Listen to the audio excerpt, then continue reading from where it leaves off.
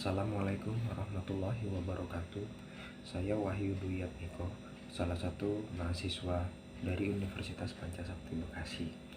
Akan coba mempresentasikan tugas UTS dengan mata kuliah pendidikan IPS, yang mana dosen pengampunya adalah Bapak Dahlan MPD.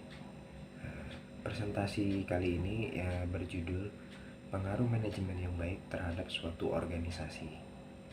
Lanjut ke awal presentasinya ya. Di sini dibagi beberapa poin pembahasan. Dijelaskan di sini pertama adalah apa itu organisasi, kemudian apa itu manajemen, berikutnya jenis-jenis organisasi apa saja sih, fungsi manajemen itu apa, prinsip suatu organisasi itu apa, adapun unsur-unsur dalam organisasi itu apa. Berikutnya adalah struktur organisasi. Di sini akan coba dijelaskan apa sih pengertian suatu organisasi itu. Organisasi merupakan suatu wadah atau tempat berkumpulnya orang dengan 3 sistematis, yakni terpimpin, terkendali, terencana, rasional dalam memanfaatkan segala sumber daya baik dengan metode, material, lingkungan, dan uang, serta sarana dan prasarana dan faktor pendukung lainnya, dilakukan dengan cara efisien dan efektif untuk bisa mencapai suatu tujuan tersebut. Adapun pendapat dari ahli dikemukakan oleh, yaitu sebagai berikut. Pertama dikemukakan oleh Stunner. Beliau mengatakan bahwa organisasi adalah suatu pola hubungan-hubungan yang melalui mana orang-orang di bawah pengarahan atasan mengejar suatu tujuan yang bersama. Pendapat ahli berikutnya disampaikan oleh James D. Mooney. Beliau mengemukakan bahwa organisasi adalah suatu bentuk perserikatan manusia untuk mencapai suatu tujuan bersama. Bisa ditarik kesimpulan sederhana di sini adalah pola hubungan yang dilakukan sekelompok orang yang ingin mempunyai tujuan bersama. Itu kata kunci dalam simpulan sederhana ini ya. Organisasi seperti itu.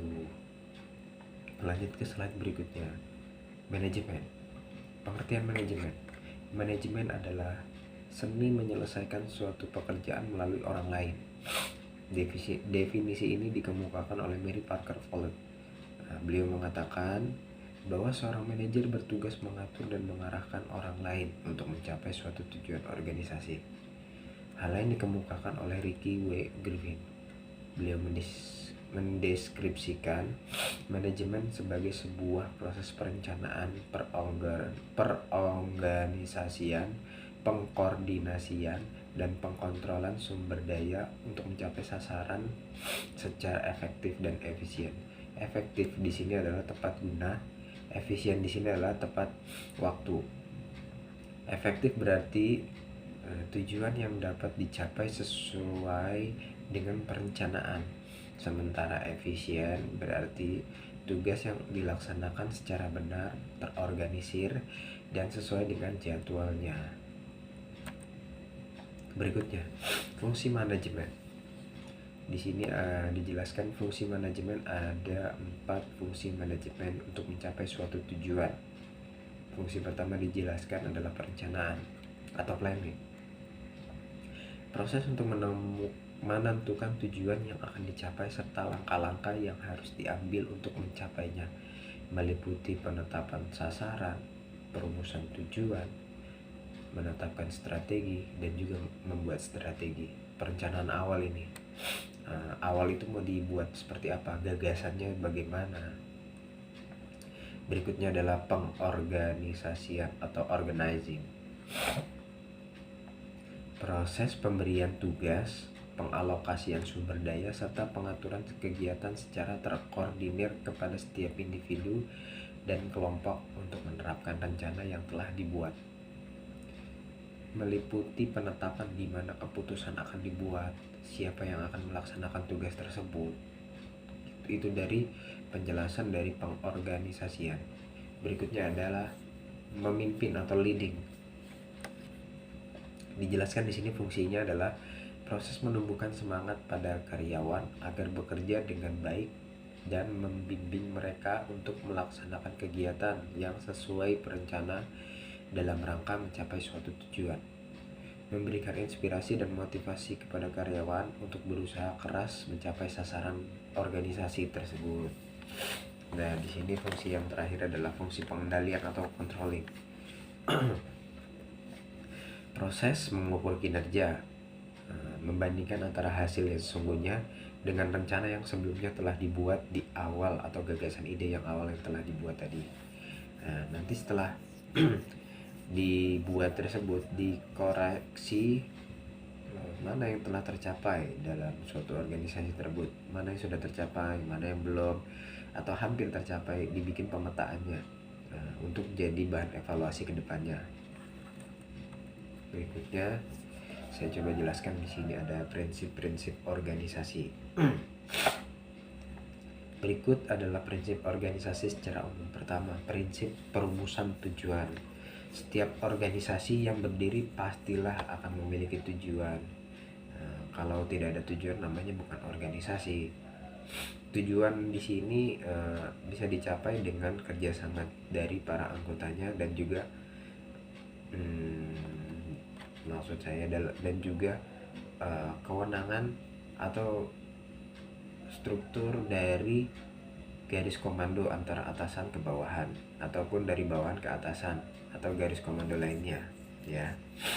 Garis komando di sini harus jelas, atasan memberikan perintah bagaimana dan juga dapat dideskripsikan, diterjemahkan oleh bawahannya untuk diaplikasikan dalam kegiatan berorganisasi. Berikutnya adalah prinsip pembagian kerja. Untuk menghindari kemungkinan adanya pekerjaan yang tertumpuk dan terjadinya kelalaian dalam suatu organisasi, maka sebuah unit kerja dalam suatu organisasi tersebut harus ada pembagian pekerjaan. Nah, biar tidak ada tumpang tindih, itu dari salah satu penjelasan dari prinsip pembagian kerja. Agar tidak terjadi tumpang tindih dalam pembagian kerja tersebut, porsinya sudah dibagi-bagi gitu. Manajer kebagian ini mengarahkan kepada bawahannya begini, bawahan mengaplikasikan ide-ide yang disampaikan oleh manajer yang digagas dari manajer gitu. Berikutnya adalah prinsip pendelegasian wewenang. Dalam menjalankan kegiatan, suatu unit kerja harus diberi kekuasaan untuk melaksanakan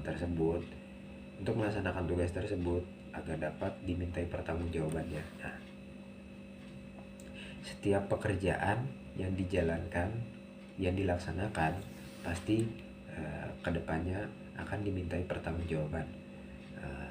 Langkah apa yang sudah dilaksanakan, apa sudah tercapai belum, nanti akan dimintai pertanggungjawaban oleh subdivisi organisasi lainnya yang berwenang meminta laporan pertanggungjawaban.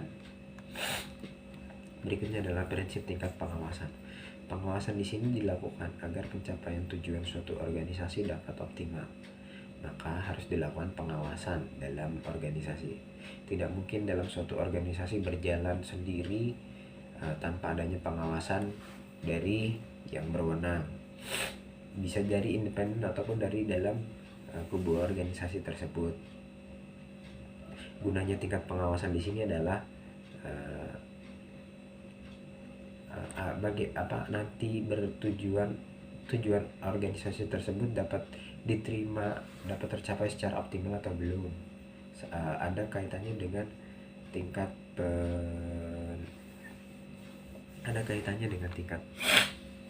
prinsip tingkat lainnya, nanti akan coba dijelaskan di slide berikutnya. Prinsip tentang manajemen. Dalam suatu organisasi perlu kita perhatikan suatu efektivitas dan sebuah efisiensi dari seorang pemimpin yang dapat membawahi beberapa orang yang dibawahinya sehingga seorang pemimpin dapat melakukan tugas kepemimpinannya. Nah, ini tentang manajer. Untuk prinsip berikutnya, prinsip yang keenam, prinsip kesatuan perintah. Dalam menjalankan suatu organisasi, seseorang bawahan biasanya mempunyai seorang atasan dan kepada atasan tersebut kita memberikan laporan pertanggungjawaban atas pelaksanaan pekerjaan yang telah kita lakukan. garis komando ya. Di sini kata kuncinya adalah garis komando. Atasan memberikan perintah kepada bawahan, bawahan menjalankan dan membuat suatu laporan pertanggungjawaban. Yang berikutnya, prinsip ketujuh adalah prinsip koordinasi. Prinsip koordinasi adalah usaha untuk mengarahkan seluruh kegiatan unit-unit organisasi agar tertuju pada pencapaian tujuan organisasi secara keseluruhan. Adanya pembagian tugas kepada unit-unit kerja tersebut terkadang tanpa kita sadari menimbulkan kecenderungan untuk memisahkan diri dari tujuan organisasi secara keseluruhan. Nah, pentingnya dalam berorganisasi, faktor prinsip koordinasi itu sangat penting. Kalau tidak ada koordinasi, tidak mungkin tujuan organisasi tersebut tercapai. Karena bagaimana bawahan mendeskripsikan perintah dari atasan bila dalam menjalankan tugas menimbulkan pertanyaan atau ketidakpahaman tapi tidak melakukan koordinasi, pastilah jalur organisasi tersebut akan tidak tertata dengan baik, semrawut. Lanjut ke slide berikutnya. Di sini ada unsur-unsur organisasi. Unsur-unsur organisasi dijelaskan harus ada beberapa unsur yang ada dalam organisasi. Pertama,